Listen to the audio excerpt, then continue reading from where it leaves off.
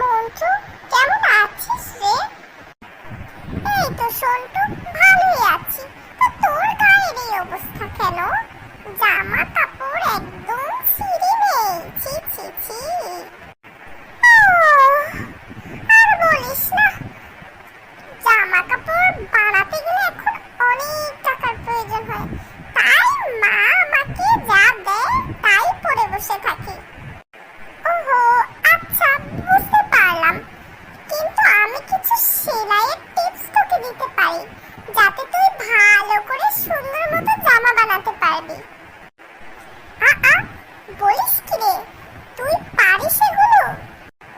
হ্যাঁ, আমার মা সেলাই কাজ করে খুব সুন্দরভাবে, তাই আমিও সেখান থেকে কিছু শিখেছি। তবে তুই যদি সেলাই কাজ শিখতে চাস, তাহলে তোকে ফিতার মাপ খুব ভালোভাবে জানতে হবে। ও আচ্ছা আচ্ছা, তাহলে তুই আমাকে শোনা ফিতার মাপগুলো। ঠিক আছে, বলছি।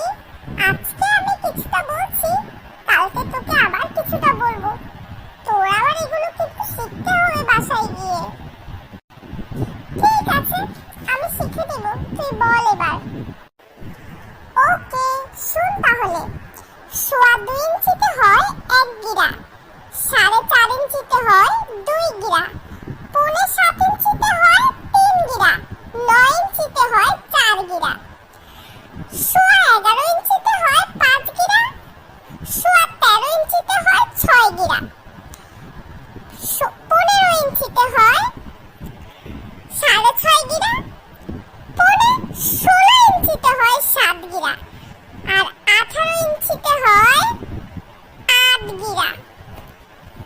তো তুই যদি এতটুকু মনে রাখতে পারিস, তাহলে আমাকে কালকে এসে বলবি। এরপরে আমি আবার পরেরটুকু শোনাবো। কি বল? আরে, এটা তো খুবই মজার ছিল আর খুবই সহজ। তুই আমাকে পুরোটা শোনা, আমি মনে রাখতে পারবো।